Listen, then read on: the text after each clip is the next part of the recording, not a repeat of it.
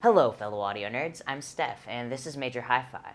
I know recently I've been reviewing a bunch of super high-end, expensive IEMs, and those are things that most of us can't afford, including myself. Well, this week I've got for you a much more affordable budget IEM. This one is the FiiO FH1, and it's an amazing value. The thing goes for $74.99, but it sounds amazing. But the question is, does this earphone agree with your particular tastes? Does its sound signature agree with what makes music sound good to you? Well, let's go back in time. I'll share with you my first impressions, and then I'll meet you right back here for my overall thoughts. All right, here we go. Hey everybody, welcome to my place. So today I've got with me the FiiO FH1, so let's see what's inside the box here.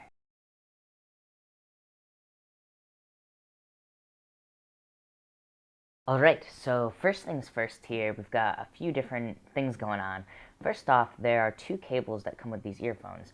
First, there's an unbalanced cable. This has a mic and remote, as you'll see right here. It's an MMCX cable that connects to the earphones, and then it has a 3.5mm jack there. I'm really psyched about the fact that there are two cables here because that's really incredible considering these are a $75 pair of earphones. You usually don't get this kind of cabling with that sort of thing. So next is the balanced cable. This has a 2.5mm connector. As you'll see, again, MMCX connectors to attach to these earphones. But yeah, this is a braided cable. It'll work with a bunch of the FiiO players that have the balanced output. So next, there are a few different little bags here of ear tips. One is an ear tip, the one that has the red kind of center there, and these ones have a little bit of a bass boost to them. They're sort of I think they're modeled sort of after the SpinFit tips. It doesn't outright say SpinFit on the website for FiiO, so I think it's their own ear tip, but it kind of has that look to me. And then there's just sort of the regular one, more of a balanced, neutral sound. Next, you'll see this nice hard shell case made of plastic, kind of clasps shut with this little plastic clasp, but that'll hold the earphones, and it seems really, a nice way to protect your earphones, a nice way to carry them around. I do wish that there was a little pouch or something, just because it seems like a little less bulky, but anywho, still a good thing to have. We've got some documentation here. If I open this up, it just sort of, you've got the user guide and warranty card and all of that for the earphones. And lastly, we've got the earphones themselves. They're pretty good looking, a really simple design, but really nice. So right now I'm just attaching the balanced cable to these for when I show you the earphones. Now, some cool kind of info about these. So FiiO actually wanted the design on the outside of these earphones to look like an eye. So if you look at the chrome outline here, it's sort of got the shape of an eye, which I like that they include those little details on the site because it's just kind of cool to know. But the thing with these earphones is their shape and size reminds me a lot of the Shure IEMs, the SE series. If you look at sort of the shape of this, you'll notice it has a lot of kind of a rounded shape, lots of rounded edges. It has a really similar shape as the SE series, but the biggest difference I notice between the two is that this one, if you take off the ear tip, you'll see that the nozzle is a lot wider than the Shure series, and it is made of brass. I think the shells of these are made of plastic, but FiiO says that there is a nano coating on the outside that helps protect them, gives them extra durability, avoids scratches and that sort of thing. But the design is simple, and actually you could get these earphones in a few different colors, which I think is also pretty cool to, keep up with those of you who want to have something that is a little bit louder. It kind of has something for everybody. But let's see how these babies fit in the ears, because sometimes I actually have a hard time with the short earphones. I'm not sure why, because they're not terribly big or anything, but let me see here. Wow, actually these are really nice. Wow, basically an instant, really good fit. It feels like it just clamped right into my ears, and I think a big part of that is actually this ear hook. You'll sort of notice that it has kind of a tight, I I don't know, like a tight bend to it. I don't know how well you can see that, but it's really tight. And like if I stretch this out, it bounces right back instantly. That really helps wrap these right around the ear, and it makes them stay in place super well. I dig that a lot. They're really comfortable, pretty sound isolating. Not as much as the Shores, and maybe that's also because of the lack of a foam tip. But yeah, really nice. I am liking this fit a lot. It feels really easy. Now, before getting into the sound of these, which I am really excited about, I do want to just quickly talk about the drivers inside, because I think some of you will be really into hearing about that stuff. So basically, there are two drivers in here. One is a dynamic driver that's dedicated for the low frequencies, and then the other driver is a Knowles balanced armature. This one is dedicated to the mids and the highs. But something really interesting and more kind of like groundbreaking about the balanced armature in these earphones is where it's placed. So I mentioned this brass ear tip, or I'm sorry, this brass tubing, this brass nozzle. Now, the balanced armature is actually placed in that nozzle, and the reason FiiO says is because when the further away the balanced armature driver is from your ear, the more space and time there is for weird resonances to build up. Now, the choice of using a brass nozzle and then the choice to stick the balanced armature right in there is actually all so that it can get as close to your ear as possible so that there's less space for those kind of icky resonances to build up. I think that's a pretty cool workaround, and probably why they were able to keep the cost so low, because there's less research and development that has to go into something, because there's less issues to begin with. Without further ado, let's get into the sound of these babies. For my listening session today, I've got with me the FiiO Q1 Mark II, and I'm going to listen to this. It has the balanced output on it. And then, I'm just going to be listening to Spotify on my phone for this listening session. This is kind of the first impressions listening. So I'm all set up here with my Q1 Mark II. My gain is on low, my bass boost is off, and I'm coming out the balanced output 2.5 millimeter. Wow.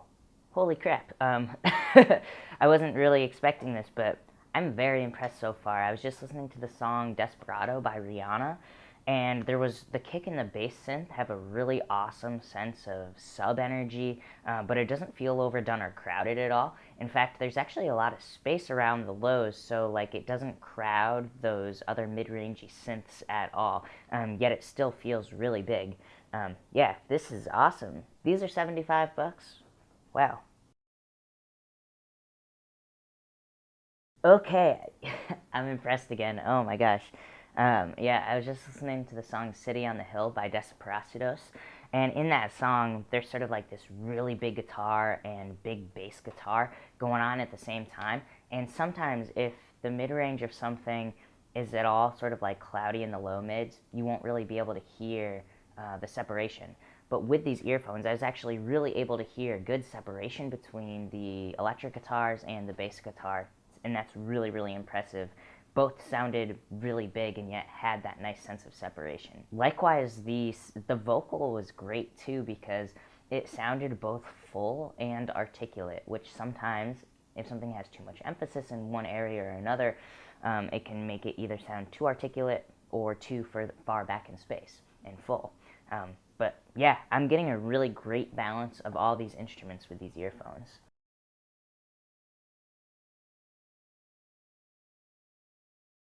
Okay, so the high frequencies with these, I mean, I definitely get a sense of brightness from these earphones. And I think the highs are actually really pretty, but that said, they're not super realistic sounding. So I was just listening to the song So Tender by Keith Jarrett. And with this song, the cymbals and the brushes all step forward in the mix and feel louder in the mix than usual. However, the cymbals feel a little bit thinner than they usually do, not as harmonically complex up there. But that said, the amount of detail I can hear in the highs is actually remarkable, and I think it's really pretty. It doesn't sound harsh at all, but it does have a little bit of character to it, and it's not super realistic in the same way that like the mid-range feels more realistic. Wow. Okay. Yeah, I was just listening to the song Lazarus by David Bowie, and I'm really impressed with the soundstage so far, too. I mean, the sense of low frequency and high frequency extension, you can really hear the contrast between the horns and like the vocal, which both sit like really far up, and the bass guitar and zubbiness of the kick drum. That contrast is really great. Likewise, when those kind of wide, dirty electric guitars come in, the sense of width feels really big. And I think probably because of the way the high end emphasizes those dirty guitars, it makes them feel a little bit wider than they would have otherwise. Um, and then lastly, it's interesting because like the horns definitely feel further, like closer in space to the listener. The vocal feels super, super intimate. Even the guitars feel really intimate.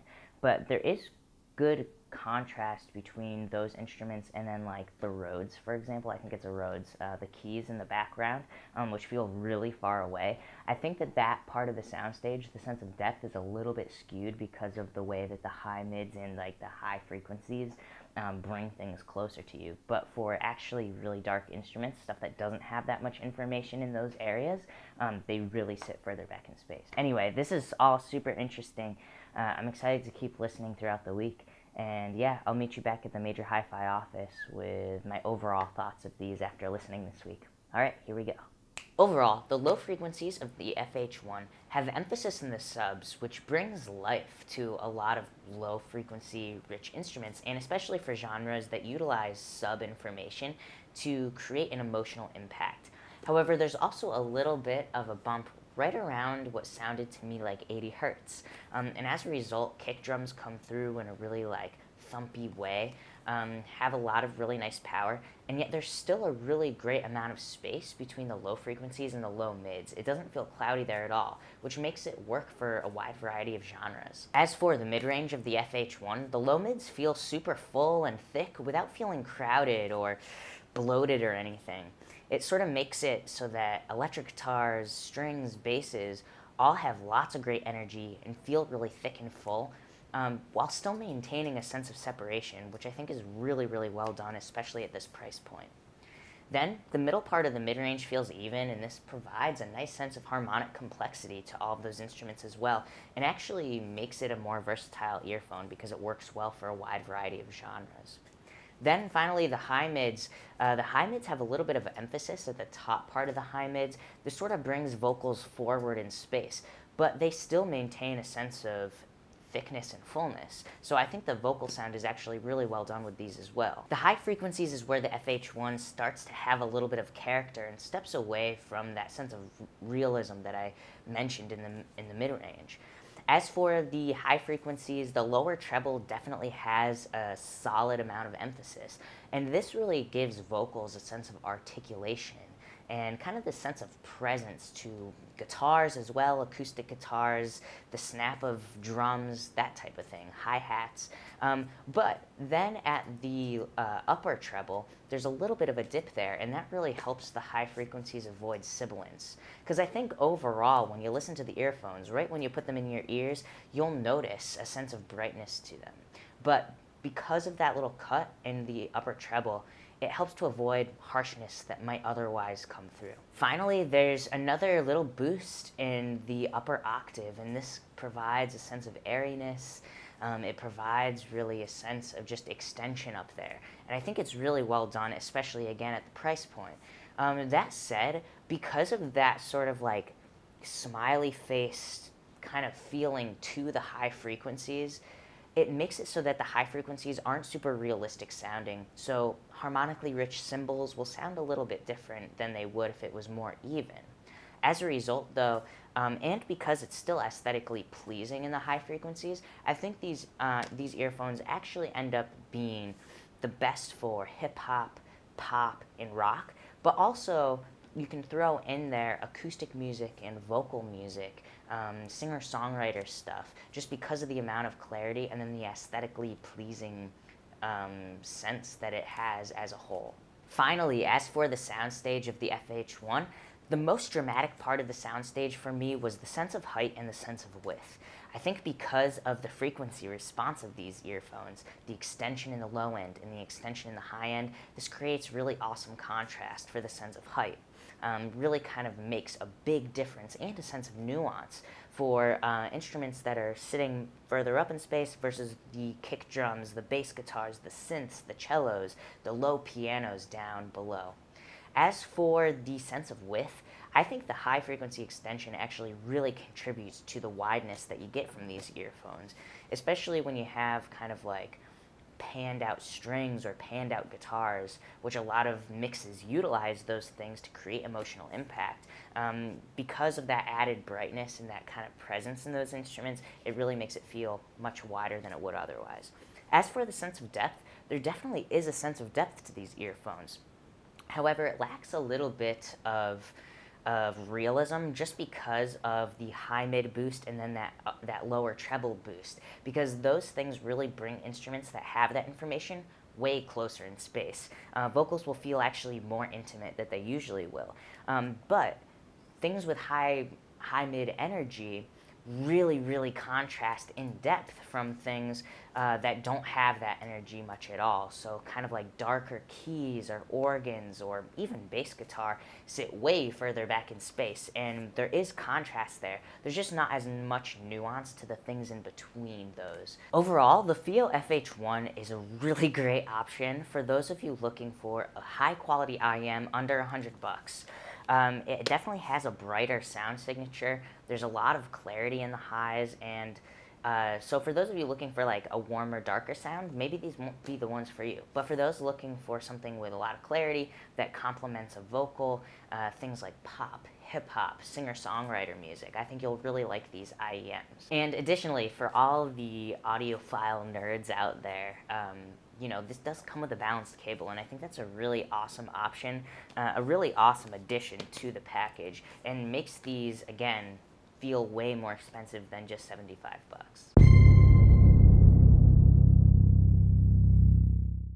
Thank you so much for watching. For another perspective on the FiiO FH1, be sure to check out the link in the description to my colleague's review. And additionally, I did a comparison review between these and the Shure SE215, so if you're curious about how it sort of matches up to that earphone, which is really well known, then be sure to check out that comparison review as well. If you like this video, please give it a thumbs up, and for more videos like this, be sure to subscribe. Alright everybody, I will see you next time. Bye.